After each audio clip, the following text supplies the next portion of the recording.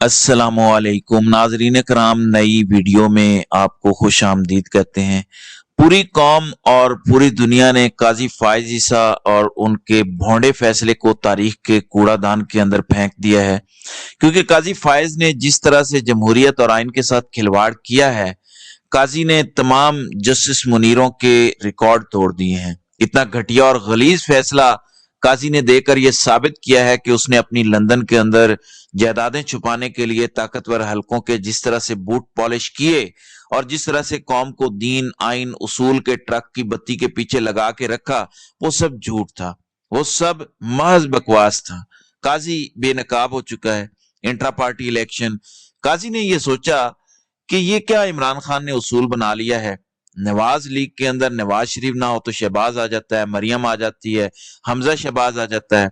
उधर भुट्टो खानदान के अंदर जुल्फकार अली भुट्टो के बाद उसकी बेटी आ जाती है, बेटी के बाद बेटा आ जाता है, बेटे के साथ उसके अब्बा जी जरदारी साहब आ जाते हैं और जरदारी नॉमिनेट करते हैं अपने ही बेटे को कि वो अगला वजीर आजम होगा। लेकिन इधर ये क्या हो गया? ये पीटीआई के अंदर कौन सी नई रस्म चल पड़ी है?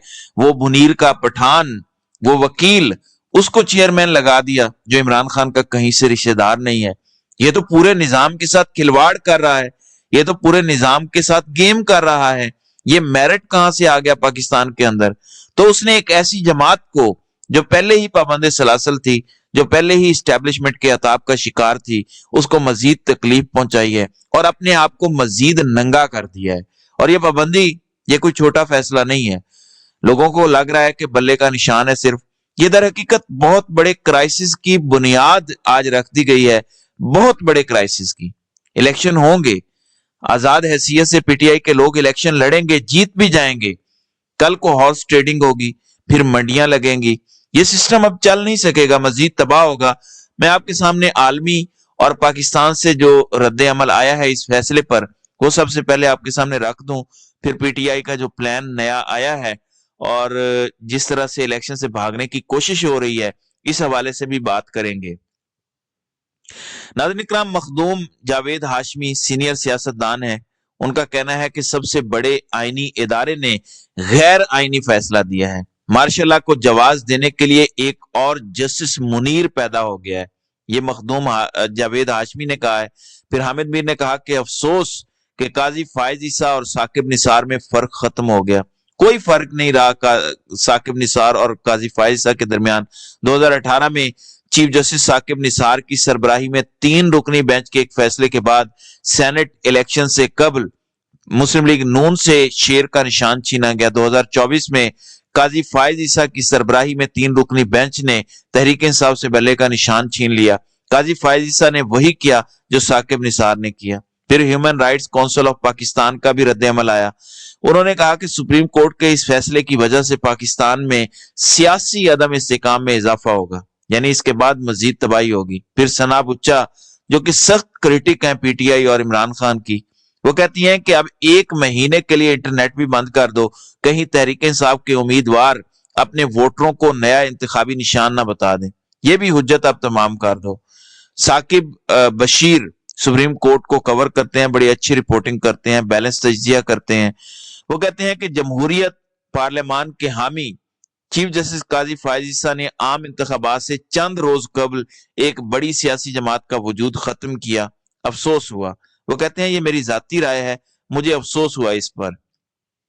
फिर समर अब्बास एंकर हैं, वो कहते हैं कि काजी फायज ईसा ने बदकिस्मती से अपना नाम उन चंद चीफ जस्टिस में शामिल कर लिया जिनका एहतसाब कोई इंसान नहीं, तारीख करेगी। तारीख के कूड़ेदान के अंदर यह फैसला जाएगा। बेशक तारीख सबसे बड़ी और सख्त मुहतसिब होती है। माजी में ऐसे मुतनाज़ा फैसला देने वाले जजिस को तारीख कभी नहीं भुलाती, तो काजी साहब को भी तारीख कभी नहीं भुलाएगी। काजी साहब ने दर हकीकत अपनी वर्थ शो कर दिया है कि वो कितने बड़े बूट पालशिए और कितने बड़े टाउट हैं, क्योंकि आज से 6 महीने पहले राजा रियाज ने कह दिया था कि बल्ले का निशान नहीं होगा। फिर 22 जुलाई 2023 को किरण नाज, जो समा न्यूज पे प्रोग्राम करती हैं, एंकर हैं, उनके प्रोग्राम में 22 जुलाई को फैसल वाड़ा ने कह दिया था कि बैलेट पेपर पर इमरान खान और बल्ले का निशान नहीं होगा, और आज काजी साहब ने वो साबित कर दिया। और ये पाकिस्तान की तारीख का एक अजीब इलेक्शन होने जा रहा है। ایک طرف جماعتیں ہوں گی، انتخابی نشان ہوں گے، دوسری طرف آزاد لڑیں گے. یہ پہلی دفعہ ہو رہا ہے کہ تمام سیاسی جماعتیں آزاد امیدواروں سے مقابلہ کریں گے. اب یہ دوسری رات ہے جب رات 12 بجے عدالت لگائی گئی اور آج تحریک انصاف کو بطور جماعت پھانسی لگا دی گئی ہے. یہ انتظار حسین پنجوتھا پی ٹی آئی کے ہیں، ان کی جانب سے کہا گیا ہے. پھر قاضی صاحب کا ڈرامہ دیکھیں. آدھا گھنٹہ جس کیس کو لگنا چاہیے تھا اس کیس کو جان بوجھ کر 2 دن لگائے تاکہ پی ٹی آئی کے پاس کوئی وقت نہ رہے، کسی اور جماعت کا آپشن نہ رہے. سارے آپشن بند کر کے سکون سے رات 11:30 بجے فیصلہ سنایا تاکہ سارے plan he P T I کے فیل ہو جائیں. تو اتنا کوئی بڑا ٹاؤٹ کیسے کر سکتا ہے؟ پھر سینیٹر مشتاق، جماعت اسلامی سے ان کا تعلق ہے، وہ کہتے ہیں کہ اس فیصلے سے عملاً پی ٹی آئی پر پابندی لگا دی گئی. کیا ایک مقبول سیاسی جماعت کو مائنس کر کے یہ الیکشن سلیکشن نہیں ہوگا؟ کیا اس الیکشن کا پاکستانیوں اور عالمی برادری کی نظر میں کوئی اعتبار ہوگا؟ الیکشن کمیشن، سپریم کورٹ متنازع ہو گئے. اس فیصلے سے سیاسی بحران میں مزید اضافہ ہوگا، سیاسی اور معاشی استحکام اب ممکن نہیں ہوگا. اب جمہوریت اور ہر چیز خطرے میں ہے. پھر حسنات ملک بڑے سینئر رپورٹر ہیں سپریم کورٹ کے، انہوں نے بھی رد عمل دیا. یہ ذرا ملاحظہ کریں. کیا گئی ہے؟ ہم تو 2 دن سے یہی کہہ رہے تھے کہ یہ معاملہ، یہ آپ کے ساتھ جتنا پی ٹی آئی نے کیا اس سے 2 گنا زیادہ اس وقت کی اسٹیبلشمنٹ نے کیا. اور یہ جو معاملات ہیں معذرت کے ساتھ جو کچھ آپ نے کیا ہے، تو پھر تو جو عمران خان کہتا ہے کہ جی یہ سارا کچھ ہے، یہ تو واجب صحیح ثابت ہو گیا نا. اور آپ کے حوالے سے جو بات تھی کہ جی آپ ان کو دیکھیں، ان کا لیول پلینگ فیلڈ کا معاملہ آیا. اب جو مرضی اب لیول پلینگ فیلڈ نہیں ملے گی. آپ کہیں جی آپ ہراساں نہ کریں فلاں، اب ان کے بندے ہی نہیں ہوں گے. اور آزاد بندے مجھے یہ بتائیں کوئی جیت جائے گا پی ٹی آئی کے؟ چلے عمران خان کی سپورٹ پہ 80% لوگ جو ہے نا، میں آپ کو بتاؤں کہ وہ کوئی ایک کنگ پارٹی بن جائے گی، ادھر چلے جائیں گے، کیونکہ آزاد کی کوئی ڈسپلن نہیں رہے گا. جی آپ نے سن لیا حسنات ملک کو. پھر بی بی سی نے اس پہ رد عمل دیا جس میں بیرسٹر گوہر نے کہا کہ 226 جو خواتین کی مخصوص نشستیں ہوتی ہیں اس سے ہم محروم ہو گئے. سیرل المیڈا، وہ ڈان لیکس والے سیرل المیڈا، وہ کہتے ہیں کہ فائز عیسیٰ's ٹرم اینڈڈ ٹونائٹ، یعنی آج قاضی فائز عیسیٰ کی ٹرم ختم ہو گئی. Just another set of boys no, یعنی اب وہ اسٹیبلشمنٹ کے ٹاؤٹ ہیں، جج نہیں ہیں. آج ان کی مدت بطور جج ختم ہو گئی. آج انہوں نے ثابت کر دیا کہ وہ اب اسٹیبلشمنٹ کے ٹاؤٹ ہیں، بوائز کے ٹاؤٹ ہیں. The new troika is Asim, Nawaz and Isa.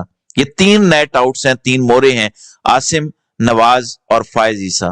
It would have been better if Faiz has knocked out قاضی فائز عیسیٰ. وہ کہتے ہیں کہ اس سے بہتر تھا کہ جنرل فیض قاضی کو اٹھا کے باہر پھینک دیتا، یہ زیادہ بہتر تھا. پھر احمد نورانی، ایک بڑے صحافی، کریڈیبل صحافی، وہ کہتے ہیں کہ قانون کی معمولی سمجھ رکھنے والے جج بھی زیادہ سے زیادہ اور سخت سے سخت یہی فیصلہ دیتے کہ عام انتخابات کے فوراً بعد پی ٹی آئی پارٹی انتخابات دوبارہ کرا لے. میں بھی ایسی سوچ رہا تھا کہ جرمانہ ہو جائے گا، میکسیمم یہ کہہ دیں گے کہ ابھی الیکشن ہے، آپ کچھ نہ کریں، الیکشن کے بعد الیکشن دوبارہ کروا لیں. مگر بددیانتی دکھانے میں قاضی کا کوئی اور ثانی نہیں ہے. مگر حافظ عاصم منیر اور قاضی فائز اب بھی الیکشن کروا لیں تو انہیں سمجھ آ جائے گی. الیکشن یہ اب بھی نہیں ہونے دیں گے اور جیو نیوز اور دیگر میڈیا کے ذریعے مسلسل پی ٹی آئی کے امیدواروں کے بارے میں کنفیوژن پھیلاتے رہیں گے. تمام پروسیس کو ابھی بھی کنٹرول کریں گے.